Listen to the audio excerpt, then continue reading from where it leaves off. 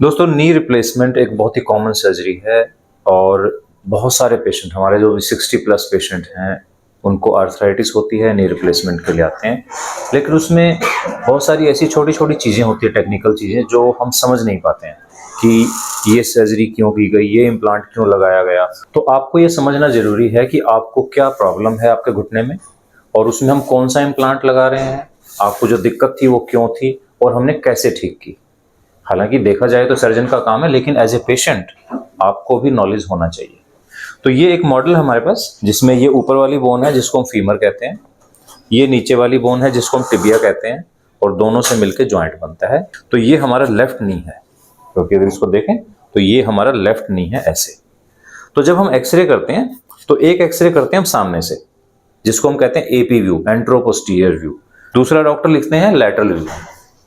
तो lateral view क्या होता है कि हम आपको या तो लेटा देते हैं बेड के ऊपर, या आपको ऐसे खड़ा करते हैं और हम साइड से एक्सरे लेते हैं, तो इसको कहते हैं लैटरल व्यू। तो आपको ये एक फीमर दिखेगी, ये टिबिया इस तरह से दिखेगी और नी कैप दिखाई देगी। एपी व्यू में नी कैप नहीं दिखती है, लैटरल व्यू में आपको नी कैप दिखाई देती है। तो ये दो तरह से हम एक्सरे कराते हैं।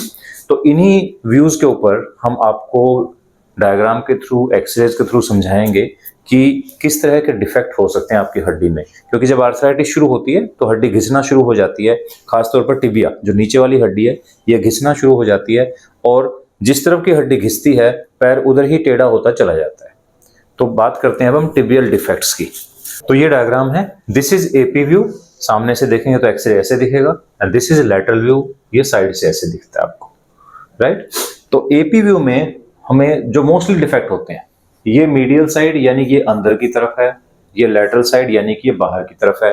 यहाँ पर एक छोटी बोन होती है जिसको हम फिबुला कहते हैं, इसका नी जॉइंट में कोई रोल नहीं होता है। तो this is tibia and this is femur. तो सबसे पहले हमें जो डैमेज होती है ये इस साइड, यहाँ मीडियल कंपार्टमेंट में शुरू होती है। यहाँ पर धीरे धीरे जॉइंट स्पेस कम हो जाता है, पेशेंट को अंदर की तरफ दर्द होता है और पैर धीरे धीरे टेढ़ा होना शुरू हो जाता है, जिसको हम कहते हैं बो लेग्स, यानी कि इस तरह से एंगल बन जाता है लेग का, और यहाँ पर ऐसे कनकेविटी बन जाती है, बो लेग हो जाती है। तो यहाँ पर सबसे ज्यादा फ्रिक्शन होता है। लेकिन अगर हम सर्जरी को बहुत ज्यादा डिले करते हैं तो कई बार टिबिया का ये पार्ट पूरा डैमेज हो जाता है, जिसको कहते हैं बोनी डिफेक्ट, यानी कि टिबिया का एक पार्ट गायब हो जाता है। तो कई बार इतनी बोन गायब हो जाती है, हम एक्सरे भी आपको दिखाएंगे, और पैर बिल्कुल, जो ये एंगल था वो बिल्कुल ऐसे टेढ़ा हो जाता है एंगल।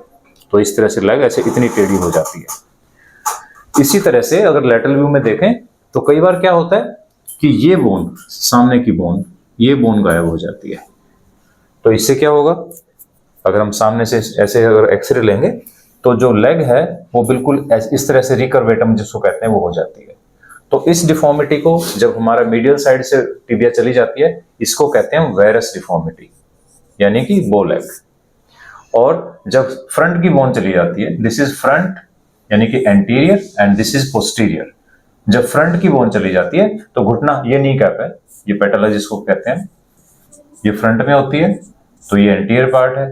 अगर ये बोन चली गई तो हमारा घुटना उल्टा मुड़ जाता है। नॉर्मली हमारा नी पीछे की तरफ बेंड होता है, लेकिन जिनकी ये बोन चली जाती है इनका घुटना आगे की तरफ बेंड हो जाता है, जैसा कि हम पिक्चर में दिखा रहे हैं आपको। तो इस डिफॉर्मिटी को कहते हैं रिकर्वेटम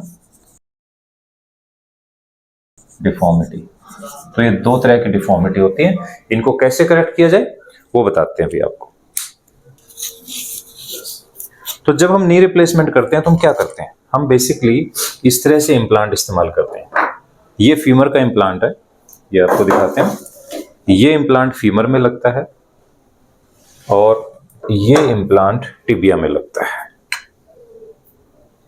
तो ये पार्ट फीमर में फिट हो जाता है, ये पार्ट टिबिया में फिट हो जाता है, और ये बीच में इंसर्ट आता है जिसको पोली कहते हैं, और इस तरह से हमारा इम्प्लांट बन जाता है। अभी हम फीमर की बात नहीं कर रहे हैं तो इसको हम हटा देते हैं, टिबिया की बात कर रहे हैं। तो टिबिया में अगर कोई बोन डिफेक्ट है तो या तो हम इस तरह का एक एडिशनल ऑगमेंट लगा देते हैं उसको कंपेंसेट करने के लिए, लेकिन अगर डिफेक्ट बड़ा है तो इतनी उससे सपोर्ट से काम नहीं चलता है, तो फिर हम क्या करते हैं, वहां पर बोन लगा देते हैं।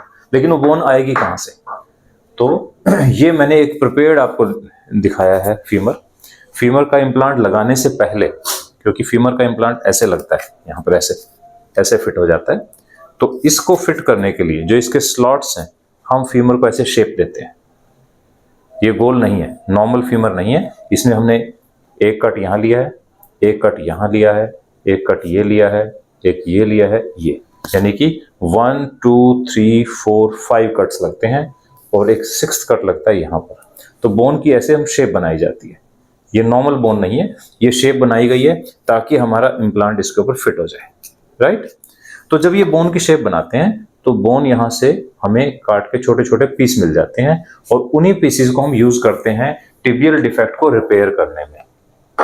तो हम क्या करते हैं, हम बोन का एक पीस लेते हैं और यहाँ पर उस बोन को लगा देते हैं और फिर यहाँ उसको स्क्रू से हम फिक्स कर देते हैं।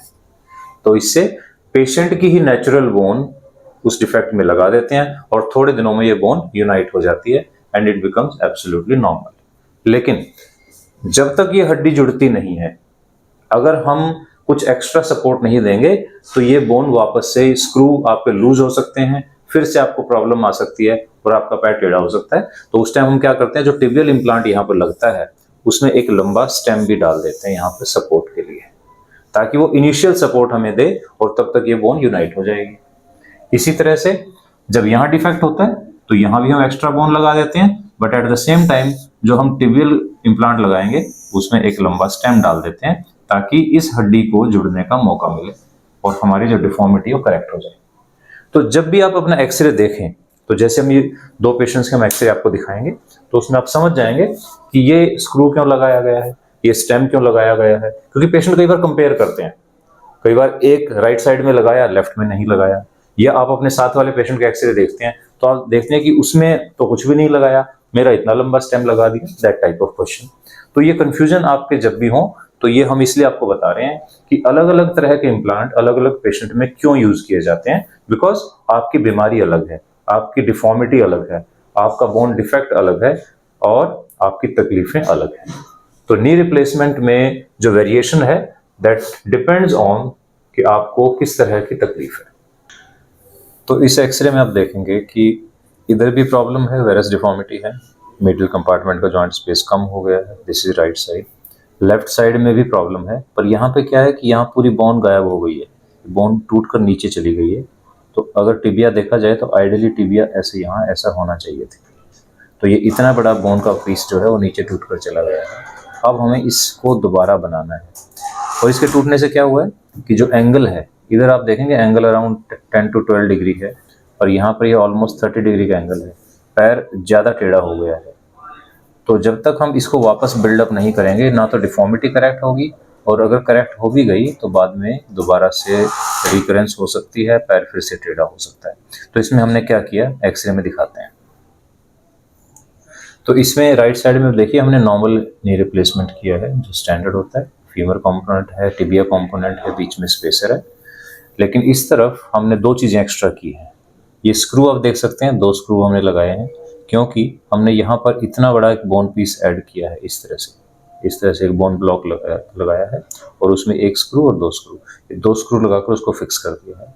तीसरी चीज़, ये हमने यहाँ पर नॉर्मली इम्प्लांट यहाँ तक होता है, ये जो है ये स्टेम है, एक्सटेंशन रॉड है, ये हमने लगाई है क्योंकि शुरू में ये हड्डी जुड़ी नहीं है, इसके ऊपर काफ़ी वेट आएगा तो ये हड्डी अपनी जगह से खिसक जाती है, कई बार ये स्क्रू लूज हो जाते हैं। तो इसलिए इनिशियल सपोर्ट के लिए हमने स्टेम यूज़ किया है।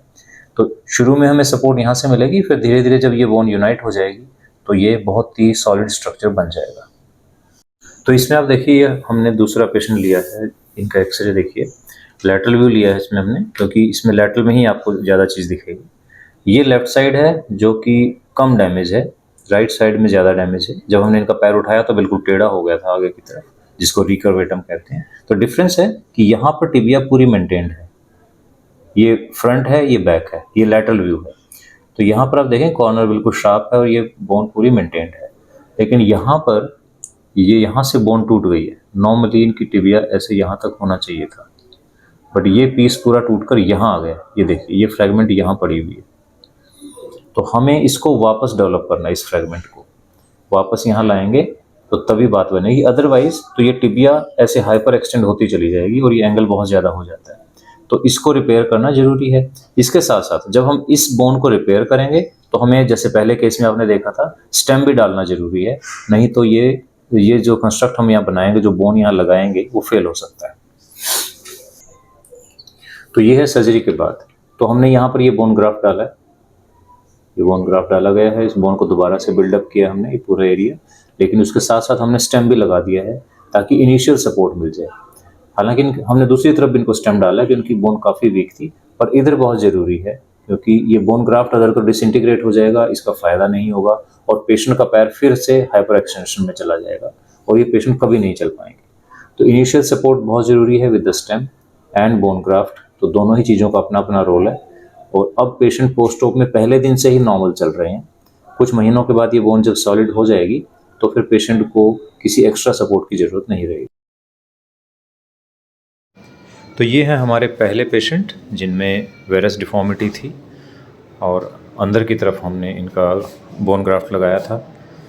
और ये हैं दूसरे पेशेंट जिनको रिकर्वेटम था, घुटना उल्टा मुड़ रहा था, लेकिन अब आप देखिए सर्जरी के बाद ये बिल्कुल स्टेबल है, घुटना बिल्कुल पीछे नहीं जा रहा है क्योंकि इसको हमने स्टेबलाइज कर दिया है। तो नी रिप्लेसमेंट हमेशा एल्डरली पेशेंट्स में होता है।